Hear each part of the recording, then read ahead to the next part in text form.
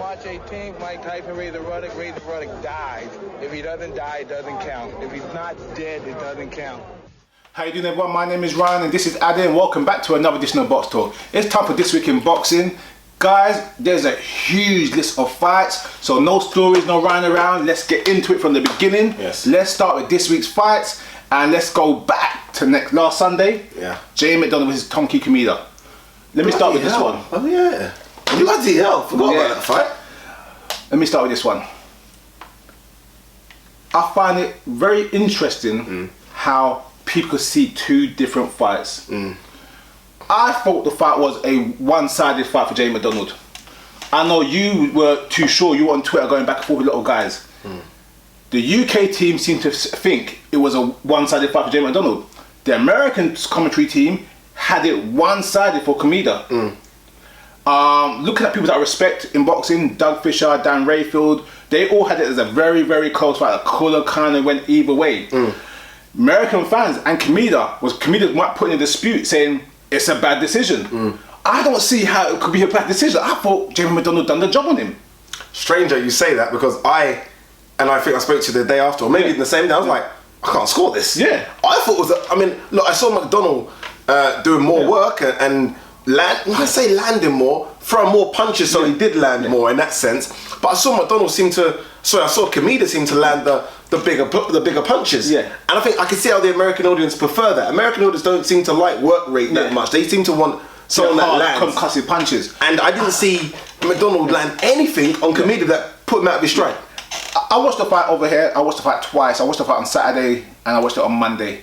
And then after hearing a little bit of the controversy, I went and tried to find some of the American commentary. So I watched a couple rounds of the American commentary, the later rounds, and they seem to be saying all McDonald is doing is jabbing. And I'm like, but jab's the fundamental weapon in boxing. Yeah. They seem to discredit him for jabbing too much. And I'm like, well, if you're trying to set your pace, set your distance, try to set up shots, that's the first thing you're supposed to do. Yeah. But I think they didn't like the fact that he wasn't following up with more combinations behind the jab, where it was more a jab and a right hand. He weren't really mixing it as much as they wanted him to. Well, I thought he was mixing it very smart and very safe. You pick your spots to land your good shots. Yeah, I think McDonald, pretty much like Scott Quick, they seem to come from that same kind of, well, they will tick every boxes in terms of this is how you do everything fundamentally right. You set your feet, you move your body, you plant, you don't see much special. And I don't take that away from McDonald, because look, it gets the job done. And I think he won a very close decision, but I can equally see how Kameda's camp will think, my guy's not hurt, we don't see any problems here, we seem to land the harder punches. But I guess boxing has two sides, and I think it's what you like. Do you like aggression from Kameda, or do you like someone like McDonald that's obviously keeping the man at bay, using his jab, controlling the fight and winning the round? Move forward. Midweek we had Austin Trout, former 154 champ, making, let's say, his return back in a sense. On a PBC card, I think it was a Tuesday or Wednesday night. He won by surprising TKO. Was it KO in the sixth round? It was a TKO. TKO in the sixth round. Yeah. Quick one, just a question for you, Ade. With the division changing now, with Cotto gone, and now Canelo seemingly going to fight at middleweight for me for the title, does Trout have a shot in this new generation with the likes of Charlo, the likes of Demetrius Andrade? Yes, and only because he's still relatively fresh. I mean, the losses that he has had against the likes of Canelo and Lara weren't severe beatings, but he should have got a lot of experience from them. Yeah. But he also should take a lot of the fact that he beat Cotto. I think people forget. I think people still honestly forget that he beat Cotto. And he beat Cotto handedly as well, in Cotto's hometown, Madison Square Garden. Do you know what I mean? So I think he should look at them and think, these young guys, I'm still fresh enough to compete with them, but he needs to get them early. I mean, the likes of Charlo and Demetrius Andrade, give them 3 or 4 more fights, they're gone. Yeah. All right then, moving forward. The fight that's supposed to happen midweek but didn't happen was the return of Zab Judah against a guy called Herrera. Not the Herrera that fought Danny Garcia, just another Herrera. The fight was supposed to go off, everything was set to go. At the weigh-in, it seemed I've heard two versions of the story, but the story I hear more likely is that Herrera kind of headbutted or pushed his head on Zab, which caused a short fight melee. Zab, there's no video of this apparently, or there's nothing that's been released yet. Zab landed a 2-piece, and now Herrera said he's got pain in his jaw and pain in his head, and the fight was off. Zab's new promoter, can't remember the guy's name, good promoter, but not marquee promoter, search frantically to try to get a replacement, but how do you get a replacement with less than 12, 24 hours notice? A guy that's at weight for 150, for 140. I was at 140 as well. Yeah, 140. Yeah, and you're not going to get a guy, you're not going to offer the guy money, are you really? Yeah. No disrespect to his promoter, but you're not going to offer the guy 6 figures. You know what I mean? Exactly. There's no chance. I can't blame anyone for not coming in. It's the same for Zab because I don't think Zab has a lot to offer. Yeah, but he's got something. But he's got something. Yeah. Do you know what I mean? I don't think he's got a great, but I can see how we could give young kids good rounds and could still put them in there against a marquee name and you'll look good for 4 or 5 rounds. The lower top 10. Yeah, the lower top 15. Let's go to Friday night's card. Let's start with the untelevised, and I'm happy it was untelevised. The destruction of Razor Ruddock in 3 rounds. What was he, 55 or 51? I think 51. The rumours are between 51 and 53. It seems to be 2 different stories going out there. I think he has 2 passports, by the way. I think he has 2 passports, I'm serious. Yeah. The thing about Razor, I'm not going to lie, I'm happy with this. I think boxing is a dangerous sport. And I think as heavyweights, with the type of power they generate, it's even worse. A 50-plus-year-old Razor Ruddock that hasn't fought for maybe 10 years since his last fight, they made a comeback and going through, should not be fighting. Getting rounds sounds good, getting knocked out, it's not a good thing. Yeah, I've seen a few interviews with Donovan Razor Ruddock, and unlike a lot of the people that try to make comebacks, all his faculty seem to be in play. And what I mean is that he seems to talk well, everything seems to be delivered quite well. So I don't know if it's financial for him. I just sometimes feel like a lot of these boxers, that it's not financial, they miss the adulation, and unlike any other sport, boxing is one of the sports where there is no senior pro thing, there is no senior golf tournament, or you can't have a little free-a-side in basketball. You want to make a comeback and fight, you're gonna have to fight. They put him in there, by the way, with a champion. I don't know what kind of champion it was. So I don't know, it was a Canadian champion or something, but they didn't even match him up with someone soft. They put him in there with someone pretty decent. Anyone that's competitive, anyone that does any sports, always had that competitive drive. Okay, as you know, me and Ada are in our mid-30s. If you ask us, what's your 100-meter time? We'll test the time when we were back in school when you were like 20 years old. You know what I mean? You never say that what you run today. You say, my best time is 15 years ago. I think the guys like Razor Ruddock, who still got skill and still big guys in shape, look at the current division and think, guess what? I could take these guys. Not because they can, because they still see themselves as that competitive person 15, 20 years ago. They don't realise that they actually, guess what, you are older. I don't feel a day over 21, but it doesn't mean I am 21. I know what you mean. No, that's a very good point, and I'll leave it on that, but that's a fantastic point you make, because I still can run the 100 metres in 10 points. Another sad story. Former world champion Vivian Harris. Oh, I didn't even know. Okay. Fought a guy called, I think it was Patrick Colon. Okay. Vivian Harris was at one time most probably the best or second best junior welterweight in the world. Was on a road to fight Floyd Mayweather, pushed him off the podium one time, was travelling abroad to fight guys, and then he got knocked out by Carlos Musa. Yeah. People might remember Musa's the one that gave Hatton a run until Hatton caught him late in the 9th or 10th. Hatton had cuts all over his face. Everyone knows the story. Vivian Harris has been going on a downward spiral. Again, took a short notice fight and got knocked out badly in the 3rd round. I mean, when is enough? When promoters stop booking them. Just to cut it for a second. The commentating team said Vivian Harris feels he's got a beef with the boxing industry because he now has to take fights on short notice and he has to feed his family and blah blah blah blah. Basically making it public noise that we all knew that he's broke and needs to pay bills for his family. So he's getting knocked out. He's a paid knockout artist. Yeah, that's an awful way of thinking about it, but I guess it's true. Look, as long as they still wave, I don't know how much, I'm guessing 15,000 maybe, in his face and say, look, can you fight? He'll take it. Like you say, that's what he's been doing since he was 10 years old. I read an interview. He's been boxing since he was 10. Vivian Harris now is touching 40. Maybe 40. He's around the Floyd Mayweather age.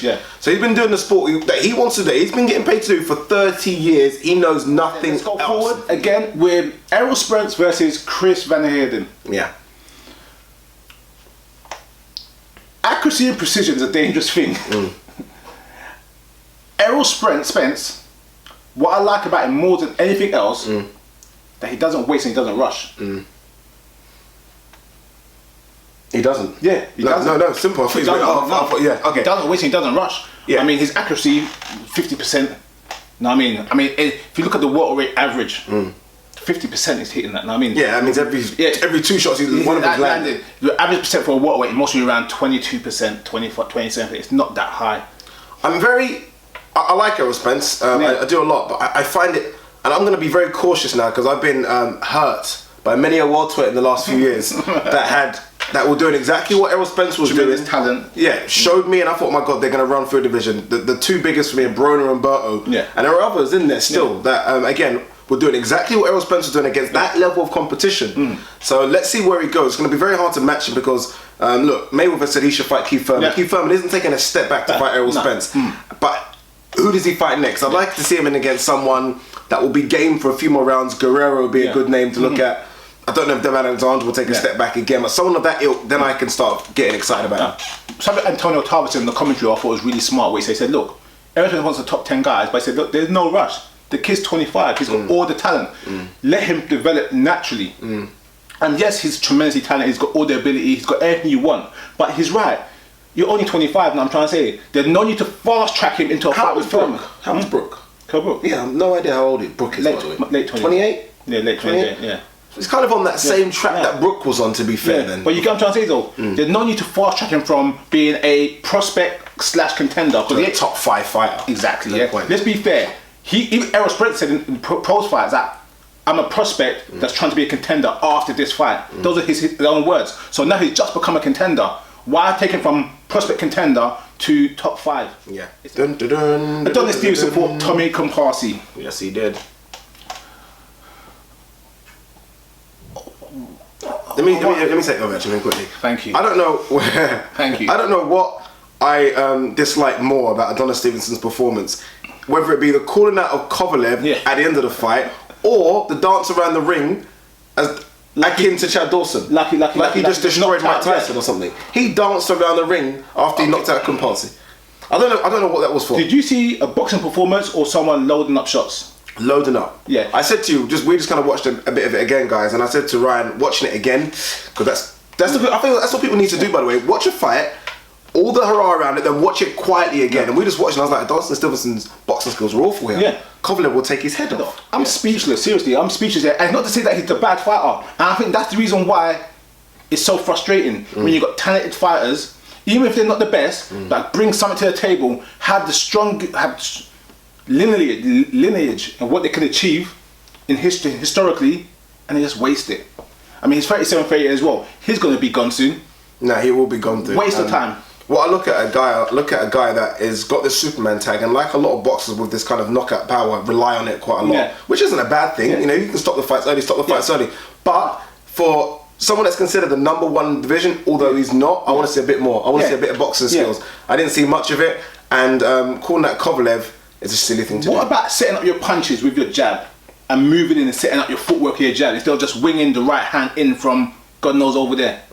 Regardless of it though, a win is a win, and he'll look into him back. And it was the second round stoppage really. The guy came out for the third round in the first 10 seconds. So he got rid of the guy the way he should be getting rid of them kind of opponents. So I'll give him that kind of props. But you give him that, but let's now, 2 fights in a row, we've had Sakio Bika, who was not light heavyweight, and you've got Comparsi. Who's he going to fight next? He ain't fighting Kovalev. Who's he going to fight? Be Jean Pascal. He's not going to fight. He's not going to fight Pascal. No, sorry. Well, actually, I was going to say Bremer, but our guy. Yeah, Bremer's fight. Going to fight Tom Uhazen, Yeah, so not even. So Bremer. again, don't even guarantee he's going to fight a guy borderline top 10. Dillian White versus Brian Minto. Not going to lie, I was disappointed. Okay. I was disappointed. Okay. This was a showcase fight for him. Yeah. Dillian White did say he was injured, he hurt his shoulder. Yes. But again, I saw something similar to the Adonis Stevenson. No setup in his punches. Someone who was just there and like he's kind of standing his ground and trying to trade. And you made Minto, who's a good fighter, but let's be fair, Minto is not an A+ fighter or an A- fighter. 2 weeks notice. On 2 weeks notice, work around you a lot. Yeah. No, I tweeted Ryan. What's that Ryan straight away? So Joshua destroys him. Yeah. Obviously, I got a bit excited because I'm Nigerian. But what it was that Ryan said it's a showcase fight. All the week, really, people forgot that Joshua's fighting Cornish and you're fighting Minto because it's been about you versus Joshua. You had 20,000 people in the arena. Everyone's waiting to see a guy that literally could knock Joshua's head off. We're all waiting to see it.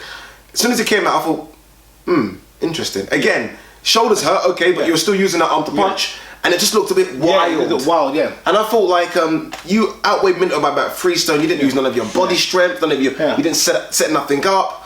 Not great, I'll be honest with you. Not when the build up gets you into. When I heard the Jaws music, dun, dun, dun, dun, I was like, oh wait a minute. My hands were sweating. He's gonna come in and do a job. It's gonna be entertaining. It's gonna be and say, look, this is what I just done. Yeah. And then Minto was clearly hurt. Yeah. Don't get me wrong, but he didn't finish it. It wasn't White that finished. White finished it. White finished it. White finished it with a shot. Yeah. But Minto took a knee and said, guess what, that was too much. Yeah, it was a bit too much for me.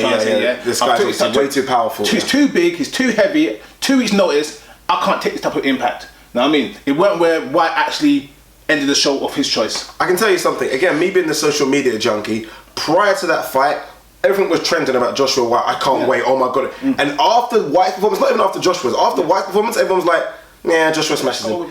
Dave Ryan versus John Wayne Hibbert, Yeah. which was a very good, entertaining fight. Had Dave Ryan winning up to the point I went upstairs for a few minutes. When I came back, the fight was over. I didn't want to wind it back because I was waiting for Joshua, so Ade had to fill me in. Yes, and I did. And Ryan must have come downstairs and seen Hibbert with a belt and thought, oh, okay, Hibbert's won by a point, so stoppage. Yeah. I said, right, no. Dave Ryan was easily winning that fight.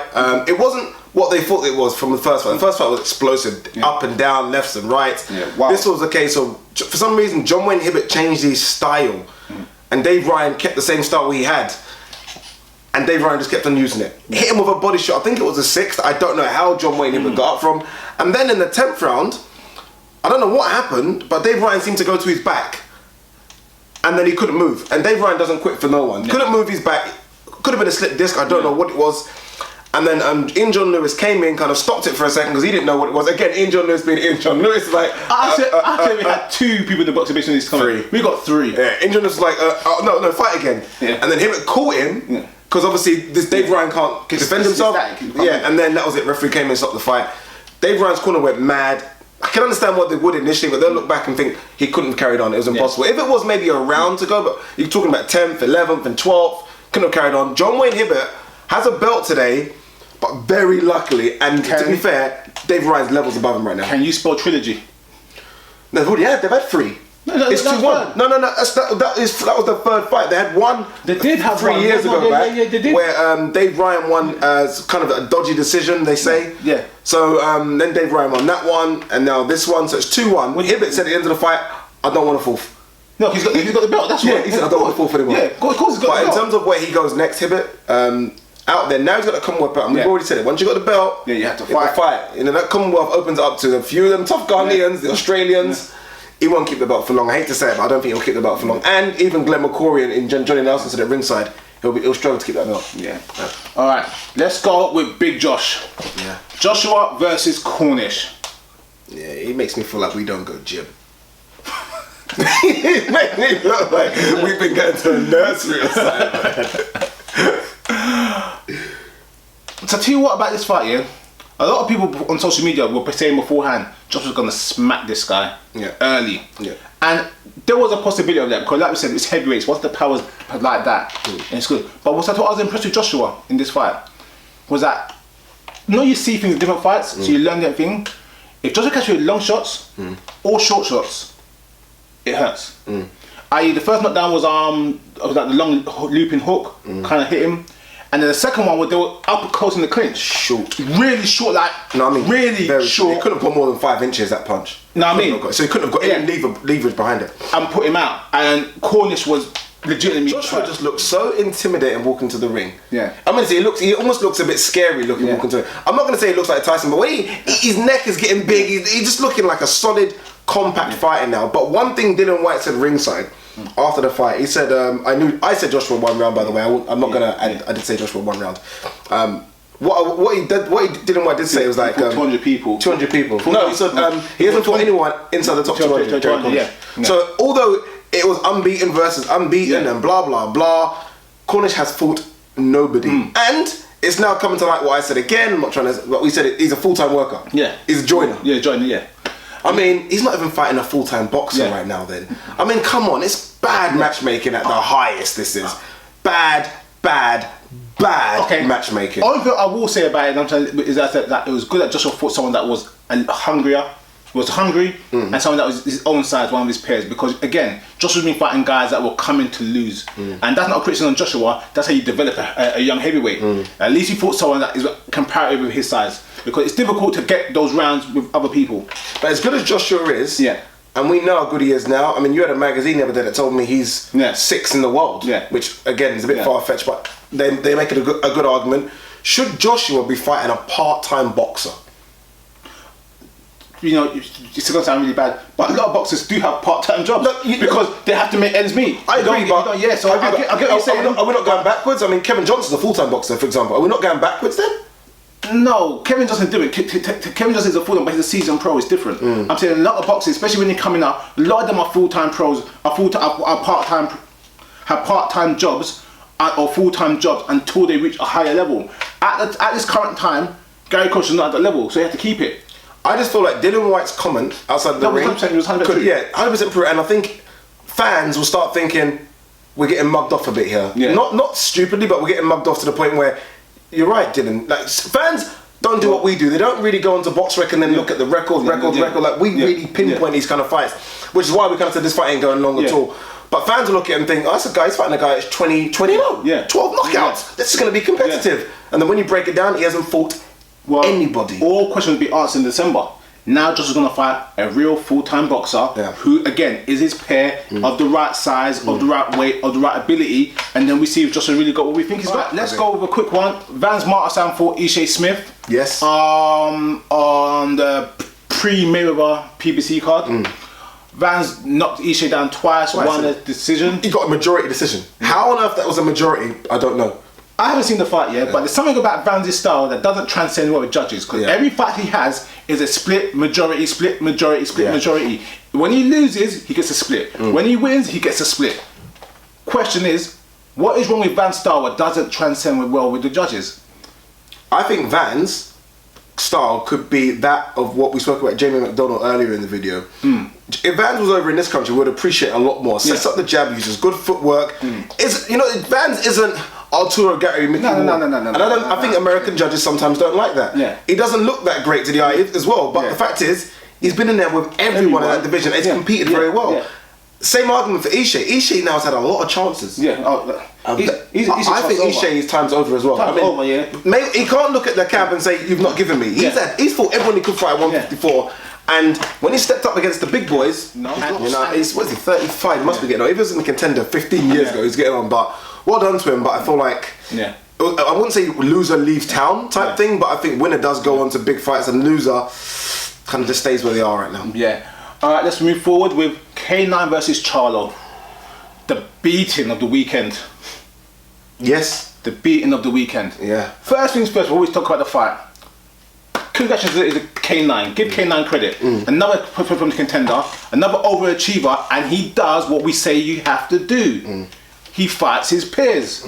Now, regardless if he's 42 years old, 43 years old, he's the IBF world champion. Charlo is Charlo's a mid-20-year-old uber prospect.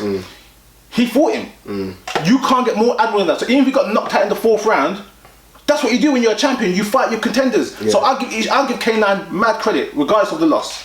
I'll give him credit as well. And again, he's in that position where he doesn't have a big time promoter behind him. I mean, I think his wife's his manager, so they kind of keep it in house.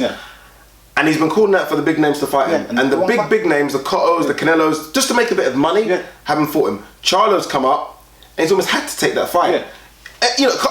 Kenan really would look back and I don't want that fight, because he knows it's a tough fight, it's a tricky fight. Again, he's coming up a young, slick kind of fighter. He's had to take it, and he's lost, and he's lost in devastating fashion. And the Charlo brothers done an interview after, said, we're going to take over the division. They might. I mean, there's some good boxing in the division, but there's some good fights set up. But they've got a good chance of doing so. No, they've got a good chance. I mean, I get mixed up with both of them, but I'll be honest, I'm very mixed up with both of them. Charlo looked good in the fight. Let's be fair. He knocked Kenan down with a jab. People need to calm down on Twitter a bit. I mean, look, Charlo now beats Cotto, beats Canelo. Look, this Charlo guys, don't get the brothers mixed up. This Charlo hasn't really fought anyone. And he fought Kenan, who is 43, I believe now. Hasn't fought for since what, 9-10 months since he beat Molina in Mexico. it's a good win, Yeah. but let's not get too overexcited with the win. It was against, to me, an old K9. This was K9 3 years ago. Oh yeah, I had K9. K9's so underrated for boxing ability and IQ. You know what I mean? Johnny Gonzalez versus Oquendo. Yes. No. People, just How to did you score recap that? very quickly, Johnny Gonzalez, guys, because it's a fight that's gone under the radar. Yeah. That's the guy that Knocked out Abner Mares and then got beat by Gary Russell Jr. in 4 rounds. Yeah, so he's there or thereabouts. Oquendo's a good fighter as well. Oquendo's a very good fighter. Wow. How did you score that fight? Who did you have winning that fight? I didn't score it, but you know when you watched it, at the end of the fight. Gonzalez. Same man, Gonzalez winning that fight as well. Yeah. I thought Oquendo was very lucky to get a decision there. Yeah. How old's Gonzalez? Again, I'm so critical of these things. How old's Gonzalez? Don't know. Because I always look like, sometimes when it's like that, they always go with the younger, fresher fighter because he's going to be around longer. Yeah, that's the old history of boxing, isn't it? Yeah, that's the boxing, yeah. Goals. I never thought the fight would go to the points. After both getting dropped early, I think it was the first and second, or was the second and third, both got dropped. Good fight, but I don't think Oquendo won that fight at all. These are the kind of fights that people might not like to admit, but they save boxing, these kind of fights. They do. Or they save a card. A card can be dead. You chuck one of these guys on. We'll talk about Martinez thing in a minute, Selo Martinez. These are the fights where literally these people get put down, get up, put down, get up, and just go for wars. This is why, like I was saying before, when it comes to fight time, I don't tweet, I don't check my phone, I don't do nothing. Because you can't miss these. No, these are the fights that you have to watch. This is how you get to see the real prospects, the real contenders. So you go home, you do what you have to do, and at 7:30, 8 o'clock, you watch the whole card. If you miss half the card, you Sky Plus it, then the following morning, you watch the first half of the card. You have to watch the whole card. Yeah, these kind of guys, you feel like get no props, but yet put their life on the line so many times, but will get paid little pennies to come. This and that, not much. Yeah. All right, let's go with George Groves, Badou Jack. Ade, no, you got it right. Thank you. Give you that. Thank you. George Groves looked shaky. Say that. Yeah. His first round went down, and he got way too quick because he looked shook. You know what he did? He looked shook. You know what he tried to do when he got up? Yeah. Macho. Yeah. And it didn't hurt me. Rise in 5 seconds. Take your knee. Take 8. What's the problem? So tell you what George Groves done, he tried to look busy without looking busy. He kind of started crouching, moving his hands like he's going to do something and waiting for opportunity, but he's not really doing nothing. Then he throws a jab, a double jab, Badou Jack steps out, and Groves ain't really done a lot. I mean, yes, it was a close fight, Badou Jack, as much as I don't like Badou Jack, I don't think he's a good fighter, give him credit as well. He showed patience, he showed accuracy, he showed timing. And I'm trying to say, he showed strength. He showed strength as well. He picked his spots, and I think that's really, really important for boxers, where they got to understand about picking your spots. It's not like going out there and just throwing 100 punches around. It's picking when to throw the right shots to connect at the right time. And when he let through his combinations, he landed them. When Groves threw his combination, he really didn't land his combinations. That's the thing. I said in our kind of preview, I said if we see the Groves that fought Froch in terms of coming out wild, could have a problem. Yeah. I said if we see the Groves that fought the Girl, where you're using tactics and smart, I said they'll win the fight. We saw the Groves that fought Froch in the first round. He tried to come out and show you, I'm the man, macho man. He got put down. The worst thing you can do for an away boxer is get put down on the guy you're fighting's card and the guy's a champion. And then the hill is so big to climb after that. And then give away the early rounds. You can't do it. Yes, Groves got back into the fight. Groves is a great fighter. He should get back into the fight.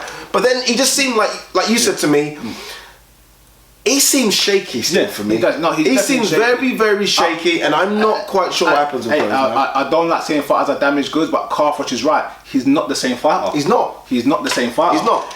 And that's not taken away from Badou Jack, by the way. It's just Groves ain't the same fighter. I tell you this right now, honestly and truly, me and Ella talked this off camera. When Badou Jack beat Darrell, I said Groves got this easy.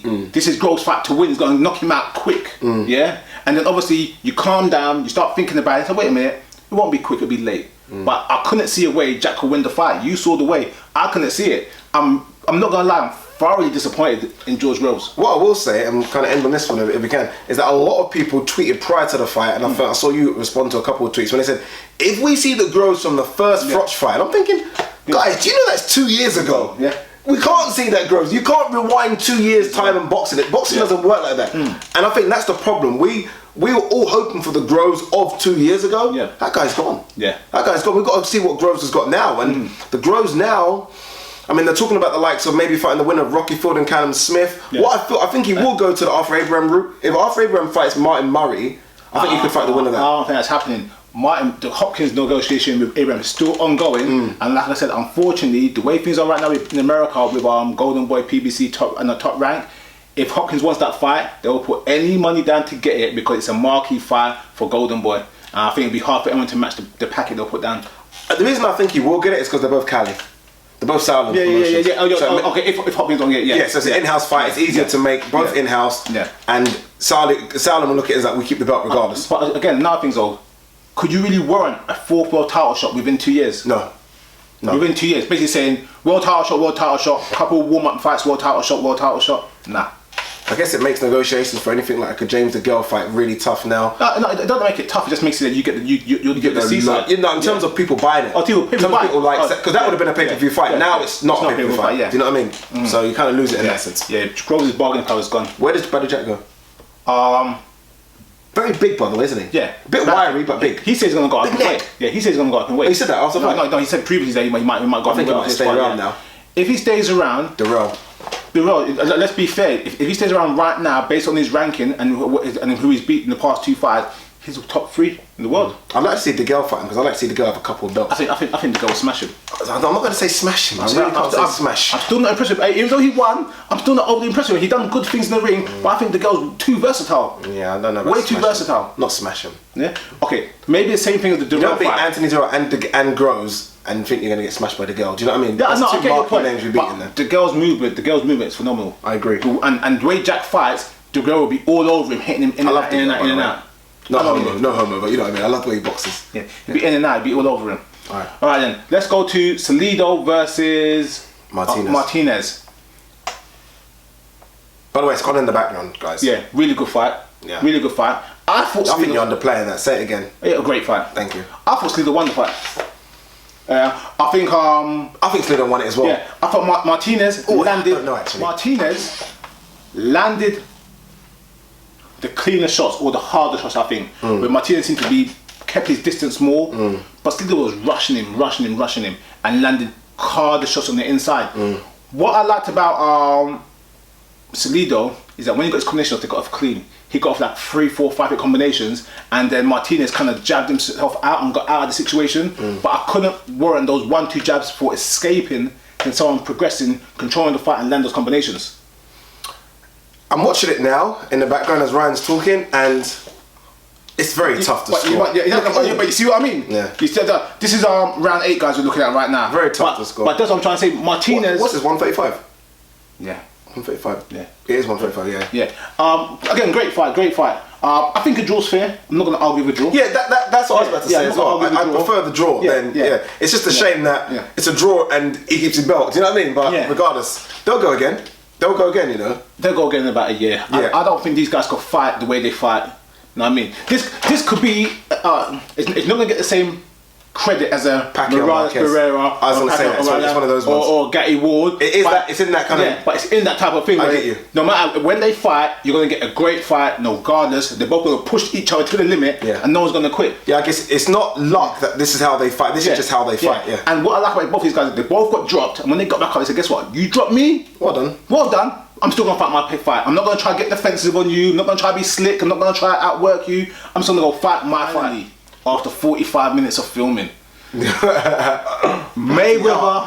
What a weekend of fights. Yeah, what a weekend of fights. Mayweather Berto. Yeah. Mayweather's most entertaining fight in a while. Okay. You think more than Maidana? Yeah. But Mayweather was in cruise control. Mayweather was learning a lot of posturing, a lot of walking around, put his hand, kind of shrugging his shoulders like, alright, you got me a decent shot. Bam, bam, bam.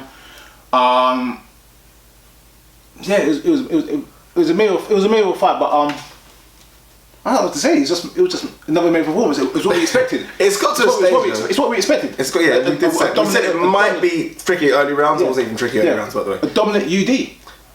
You find it very hard to give Berto 2 rounds.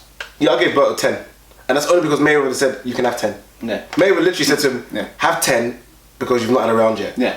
It wasn't that Mayweather dominated him in every round, but actually, I'll take that back. Mayweather dominated him in every round. He was playing. Let's be honest, he was playing most of the time. He was not even taking it serious. Yeah. But I will try to. He'll kind of walk it off, slip a punch, and look at him and laugh. Stuck his tongue out a few times, danced a few times.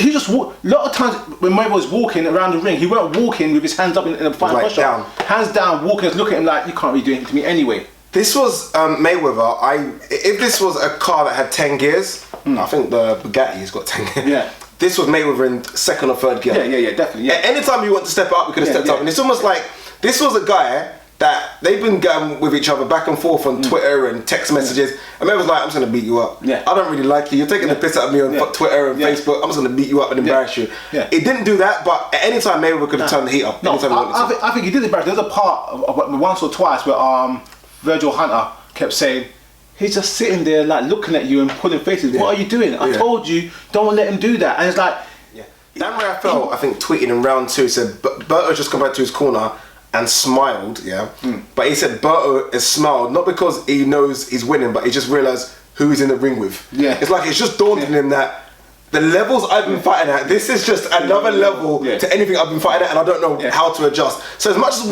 I want to give Berto a stick, sometimes it's just levels. No, give Berto credit. Let's be fair. He didn't get knocked out. Berto didn't look good in his previous fights coming up. This must be the best Berto we've seen. Well, he did 145 as well. Yeah, which means he's still got something left to give to the division. Oh, 100%. Yeah, 100%. I did make me laugh at the end of the fight when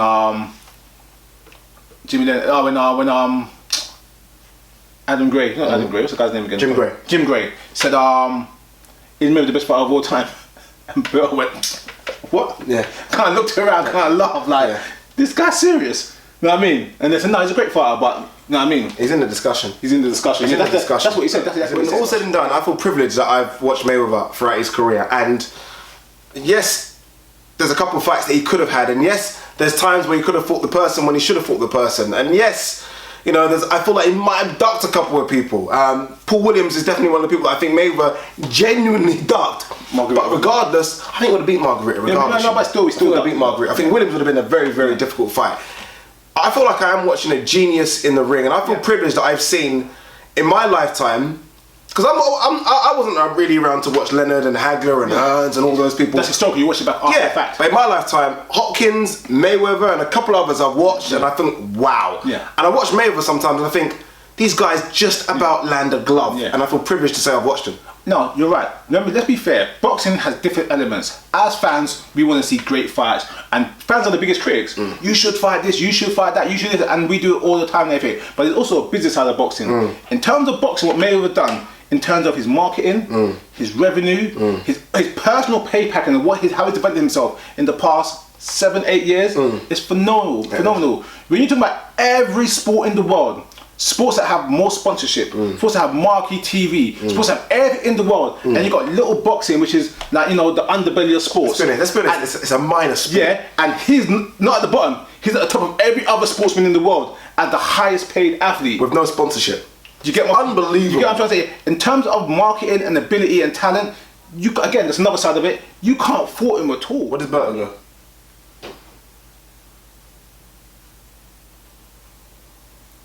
Berto goes for a rematch with Guerrero. Ooh. He goes for a rematch. He wants to avenge the loss. Virgil Hunter's old school. He wants to avenge the loss. Forget Soto Karass. Soto Karass is more of a gatekeeper. Guerrero's on the slide. Is a name. They're both from PBC. It will sell. What happens, by the way, minus Canelo, who seems to be a kind of a different mindset, what happens to boxers after they fight Mayweather? They literally seem to take about 2 years out of the ring and disappear. Obviously, we know Guerrero had the problems with his wife, but regardless, he got that money and he disappeared. Maidana, Ortiz, they just literally get that money and they just say, wow, $6 million. I'm out of here. Okay. So let's be honest. Boxing. The Nanda got like $2 million for his fight. Actually, most of you got about 4 or 5. For the second one. You know, when you taking sponsorship, taking advertising, getting 10 million. Yeah, taking. Let's be fair. Taking in gambling. These guys gamble on their own fights. It's illegal, but they do it. Everyone, you know the truth. Yeah, the part making, they make big money. If you go from having your yearly salary to being $350,000 a year, $500,000 a year, and now you got $4 million. Believe me, you take a holiday. Yeah, they seem to really take the longest in the world. Yeah, they do. Let's hope Berto doesn't, because I feel like he's put himself in a position now. Well, I wouldn't say he's top 10, but he's definitely close. Yeah, I'll tell you this as well. Mayweather's not retiring on that performance. I wouldn't mind seeing Maidana Berto. That'd be a good one, actually. I think Maidana's too tough for Berto right now. Yeah, but I think Berto needs to stay in that mix. Yeah. I think avenge the loss, get a fight you could win before it's too late. and then I don't even know if he can beat Guerrero, by the way. I think he can. But remember, he came out and gave me the first 3 rounds trying to do that shoulder roll, and then he said, okay, that don't work, then started fighting. If he had those first 3 rounds, then he would have been alright. And he got dropped in those first 3 rounds because of that shoulder roll. Okay, guys, let's go to the news. Not a lot of big news this week, but we got the major story. We have to hit it, and we will be doing steroids in boxing too, because there's no way now it can be denied. No, you mean in terms of the video? Yeah, we'll do it this week. We'll do it this week. Yeah, we've got a few. But guys, also, please keep sending us your videos. You also send us good ideas. So look out for the videos you've been sending us. We've already discussed them. We're going to get a schedule and do all the videos sent us. We're going to try and get them all in. Not talking the mythical matches though. You know what it is though about steroids and boxing 2 videos? Like, look, me and Ryan do a lot of the videos off the cuff. Literally, I'm not joking, guys. I phone Ryan and say, Ryan, do you want to film? Ryan says, yeah, let's film. And we go to his house, press play, and we start talking. Yeah. Steroids and boxing is one of those videos where we want to do the research a bit more. We can't just go off the cuff of it. You kind of need to go a bit deep because there's some points, especially steroids. Look, we're going to talk about this IV thing. Look, there's so much in boxing that you kind of need to hit it right, and I don't want to do a video where I'm just kind of guessing. No, you're right. The steroids in boxing, because like I said, you're talking about the finer points. Now, Yes, I mean, everyone could generalize anything, but you're talking about the finer points. That I'm trying to say. And there's so much it does take a little bit of reading. I agree. Okay, let's start with Mayweather and this IV stuff. Okay, first of all, I'm going to tell you what I think. First of all, it's wrong. What is? Mayweather taking the IV. It's wrong. And I'll tell you why it's wrong. And this is not a criticism of Mayweather. This is just the way it is. The rules state you can't have more than 500 milligrams per 6 hours. Mayweather had reportedly 300 or 600 milligrams. 300 or 600? 3, I think. Yeah, I thought it was 600. I'm not sure. 600. I think it was 600 milligrams. Yeah. So already he's taken 12 times the amount he should have took. Hydration. For hydration. 2, he said he's at this weight class. He's walking around fine. Why must he rehydrate? They ask these questions. The other question I've got to say is this as well. The main reason they don't like IV use because it dilutes your body chemistry. So it masks steroids. It masks other things you could be doing. And it doesn't give your body a fair adjustment of what it is. Secondly, boosting your body with high vitamins increases your fitness and stamina. Yeah, so it might not be illegal. The only way you're supposed to administer that amount of IV stuff, is in a medical procedure, not in your house. Medical procedure, i.e. in the hospital. So that tells you straight away he was wrong. Doesn't mean he was cheating, no, but he's definitely broken protocol, which means where there's smoke, where there's fire. I'll give you an example, and this, I'm not blaming him. I saw tweets this week, people calling Mayweather Floyd Armstrong. Calm down. Yeah, seriously, I feel like this isn't blood doping or EPO.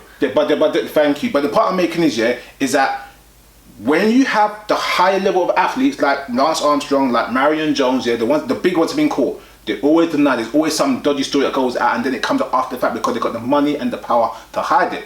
I'm not saying Mayweather was hiding something, but doing that causes scrutiny over your drug testing results. Let me talk. You've had your minute. You've had your minutes. Go on. Okay.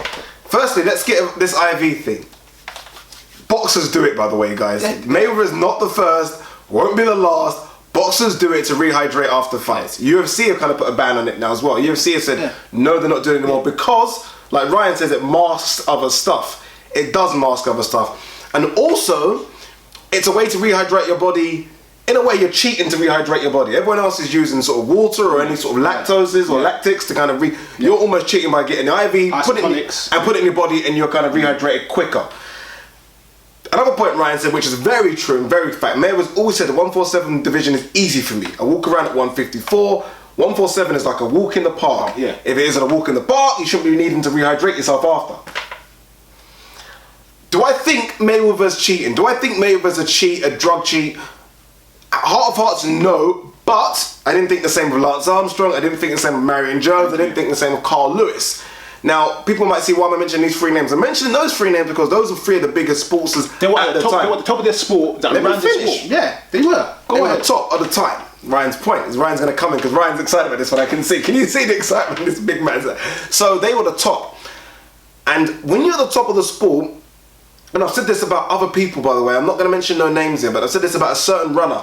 When you're at the top of your sport and you are cheating, you could cripple the whole sport. Thank you. If they find out you are a cheat, the whole sport's done. It's not just about Mayweather, this is about boxing. This is hypothetically say Mayweather's cheating and they found out in 5 years' time that he was masking. That's it. Yeah. That's it, by the way, people. And I feel like if they were going to cover anyone, look, again, do I think Mayweather's cheating? No, I was not going to say that categorically. But if they were going to cover anyone, they'll be covering him. Okay, exactly what you said. All these guys get caught after they retire. Yeah. Because you can't get caught while you're in the sport, because like I said, it'll kill the sport. And athletics, for sure, has not recovered from the 80s and 90s yet, is that I'm not surprised by this allegation. Now, in terms of cheating, it is cheating, yeah? It doesn't mean you're cheating on steroids, but in terms of breaking protocol. There's 3 type of things I'm going to say quickly, and I'm going to end it at this before we do the video, yeah? When you had Kid Galahad, as far as I'm concerned, he cheated. I read the report, he cheated.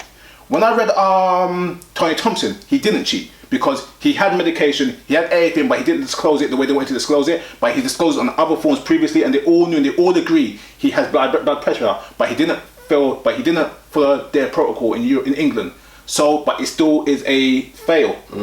Mayweather's in between both of those situations, whereas he didn't follow protocol, but he's also done something which is included is as a masking agent, which means it puts a grey area over him. I think Mayweather, in using the IV drip, this is going to sound a bit silly here, and stay with me on this. I genuinely don't think he's thinking I'm cheating. Cheating as I'm a drug cheat, if that makes any sense. I'm not thinking, he's maybe thinking of it, I've got an advantage here, I'm taking an advantage, but I don't think he's cheating on the way I think Pacquiao cheated, for example. I don't think he's doing it on that level. I just think that he's thinking, I'm using my advantages, I'm going against protocol, but you know, I'm spoke to USADA, USADA seemed to be fine with it, I've got my TUE, they seem to be okay with it, yes, it was after. But I don't think he's cheating. I genuinely don't think Mayweather is a drug cheat. And all these things about TMT, IVs, and all that nonsense. Calm down, Nicholas. Calm down, Nicholas. Okay, let me tell you 2 things, yeah, and then I'm done with this completely, yeah. One, just like Pacquiao, you think Pacquiao's doing steroids, yeah? I've never accused Pacquiao, and I will not accuse Mayweather. I'm not accused without the facts, yeah? So I'll give everyone that fair line. Do you accuse Flojo? Huh? Do you accuse Flojo? I kind of got evidence on Flojo. What's your evidence on Flojo? Go online. We haven't seen that. No, go online. And unfortunately, she's passed away as well. Yeah, but we haven't seen nothing. Yeah, but okay. Sometimes you got to use your eyes. Flojo ran 10.4 and I was like, what is she doing? Alright, then you're right. Pacquiao looked at Cotto, I was like, what are you doing? Okay, fair point. I will say this though. I watched Last Armstrong documentary a few months ago. It's on Netflix, so go watch it, yeah? Last Armstrong told a few other riders like, oh, you going to fin? And he's like, no. It's like, everyone does it. So within the industry, Lance Armstrong said everyone does it, so I'm doing it. And he was telling the other racers, oh, why don't you do this and why you do this? And it's like they knew, but they couldn't blow him up. The point I'm making is, if Floyd thinks everyone is using IVs, why won't I use IVs? Because in the industry, everyone assumes that everyone's doing it. Good point. Everyone does it. Yes. And that's the point I'm making. I think that's a fair point, and I think that's a fair point to end on, because I agree. I think Floyd's thinking, if everyone using IVs to rehydrate themselves quicker, I'm using IVs. I'm using IVs to rehydrate quicker. And guys, like I said, obviously it's Floyd Mayweather, it's come out now that it's Floyd. A lot of people, 85% of boxers, after fight, especially the guys at the lower weight classes that are struggling, will use IVs to rehydrate themselves. I think Floyd, later on in his career, not all the time by the way, has started to jump on this. He might have jumped in, but I think the levels he's used it to is what the problem is. That's the problem. Yeah. Bradley has now got Teddy Atlas as his trainer, for sure, with Brandon Rios, But his fight with Brandon Rios might not be for the WBO title, because Saddam Ali is the mandatory, and the WBO said unless Golden Boy agree, step aside, the fight cannot happen for the belt. Golden Boy said they're not stepping aside because Ali wants his shot. Who wins this beef? Golden Boy, I hope. And the reason I hope Golden Boy win it is because, oh my God, by the way, Amir Khan is in the studio right now. That suit is shocking. Buzz was getting more night about that suit. What is that? It's like someone's giving love bites on the suit. This is a millionaire. Oh yeah, we know we're only wearing boxer hoodies, but that is shocking. Anyway, I just feel like Errol Spence and Saddam Ali, they're in positions where I feel like for them to break through, people need to start following their mandatories. And I feel like some of these big boxers just come in and do what they want. And I think Saddam Ali, I think he was like 25 and 0 or something ridiculous. If he's in a mandatory position, give him his mandatory. That's why we were talking before. There's a route you follow for a certain reason. It gets you a guaranteed shot. And he's followed that route. He's probably taken all his fights that he needed to take, and he's thinking, short money as well. On short money, give him his fight. What is it? Because of his name? Is it because of his name? Is that the problem? America don't want to publicise this kid? I don't know. I'm not going to touch that. By the way, his name is Saddam Ali. You make your own judgment. Stick with Golden Boy. Canelo extends his contract with Golden Boy long term, which I thought was an interesting point. I thought it was a dig to Al Heyman and his PBC brand saying that you don't have all the stars in boxing. But then I also thought, how much did Golden Boy stick out to hold Canelo? Because there would have been offers. Let's be honest. There would have been great offers, but he's got that allegiance, the Mexican allegiance with Oscar De La Hoya. Oscar, you cannot say Oscar's not giving him really good fights. I mean, Mayweather, Mosley, Lara, Cotto. Sometimes you've got to be loyal to a promoter that gives you the big fights. And he's had big fights, huge paydays. So I mean, if sort of PBC and Al Heyman do say, look, we'll give you this, what fights can they offer him bigger than that than he's had? So I think sometimes show a bit of loyalty. I'm happy to see Golden Boy get that because I want them to compete still. I don't want bloody Al Heyman PBC to take over boxing. I want it to be a fair route, and I feel like he will be the biggest name in boxing in the next 2 or 3 years anyway, and I'm happy for it. Richard Schaefer has announced that he will decide on his boxing career in the next 3-4 weeks. He was saying that obviously there was he's been keeping his mouth quiet because there was a no compete clause when he had the arbitration with Golden Boy. He's only been to a few. At home, he doesn't miss boxing, but when he goes to boxing events, he loves it, the atmosphere and the show.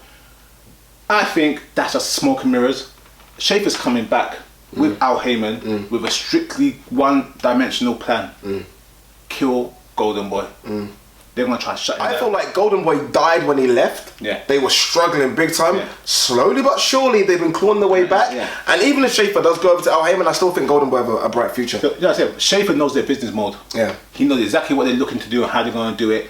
And that's it. He ran Golden Boy for years when Oscar was going through his issues. So having Schaefer with Al Heyman is not a good sign for Golden Boy. You can do that, but boxing, unlike most sports, is a very simple sport.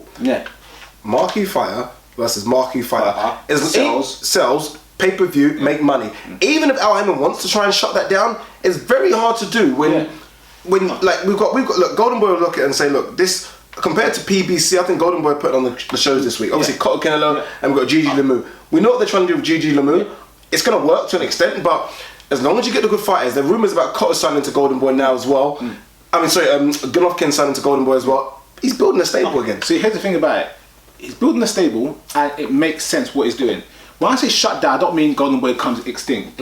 But see, like you got UFC, which is the big marquee MMA, and then you got Bellator, which is the second best, but they're like 5-6 steps behind UFC. That's what Ahmed is going to do. He's going to make PBC be the brand of boxing, and then the Golden Boys of the world will be 5, 6, 7 steps behind them. And that's when I say shut them down, make them now irrelevant. Whereas when people say, oh, I watch MMA, everyone goes, yeah, I watched the UFC last night. No one says Bellator. Yeah, maybe in the sense that the casual fans, the people that is bringing new to boxing, will just say, PBC's on tonight. I get that. Whereas Golden Boy, you know, it's a paid subscription. You know, in America, HBO, whatever is paid. So you're right in that sense. All right then. See Provodnikov saying he's going to Showtime now.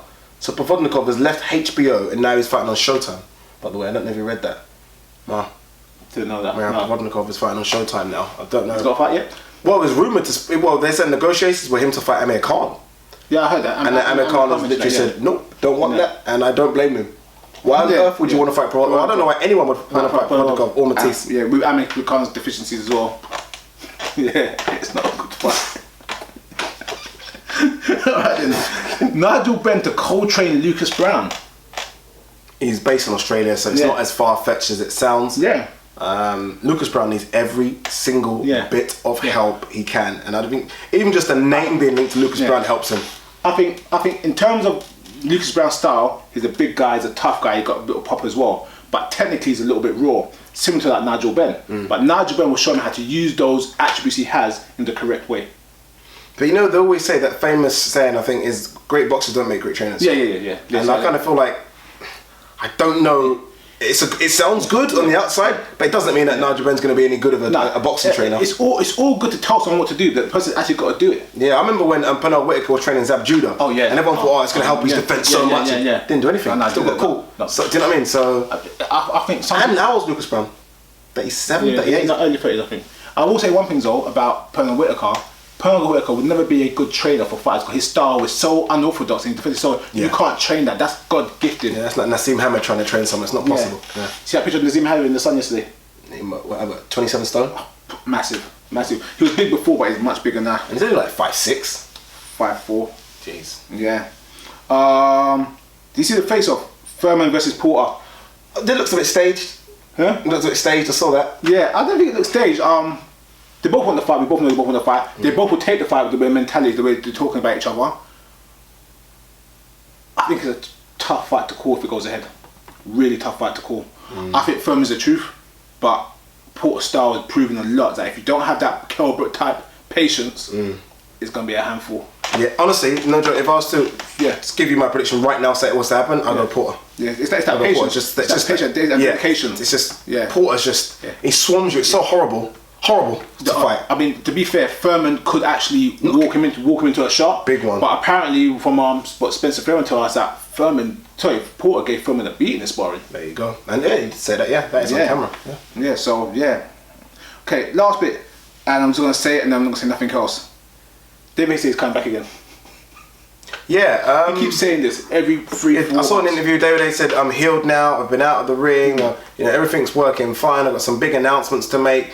And I feel like with David Haye, it gets to a stage where you just don't believe what he says anymore. Remember before, I'm going to retire because my mum said I've got to retire when I'm 31, 32 or so. Remember that? Yeah. We got that speech, but I'm going to come back because I feel like I can still offer a bit more. Now I can't fight kind of shoulder operations. Now I can't. I've got my cut eye because of the Fury fight. I hurt my shoulder, so I'm not going to come back. Well, wait a minute, Al Heyman, I'm trying to do things over here. I could have a fight in Dubai. Dubai is still an option for me. Now it's like, Andy Joshua's had his own career while I've been retired. I can make some good fights. That's the one I heard. I thought that's kind of name dropping. Yeah. Yeah, I want to. And I kind of feel like boxing is literally what have you done lately, and as good as and as marketable as David Haye was 3 years ago, we've moved on.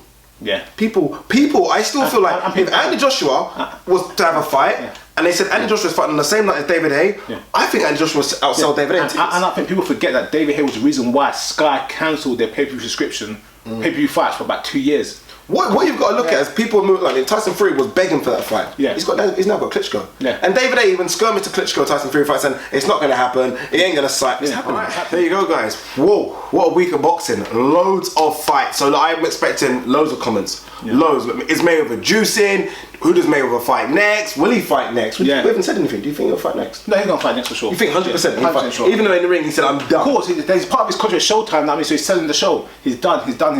He's free from Showtime now. He's independent. He'll do an Al Heyman show or a Heyman pay-per-view and make a killing. You think 300 million was big? Wait for this one. Alright, there you go, guys. Leave your comments below. Don't forget to subscribe, please. Email, tweet. We'll get back to you. And thanks for watching another edition of This Week in Boxing. Cheers.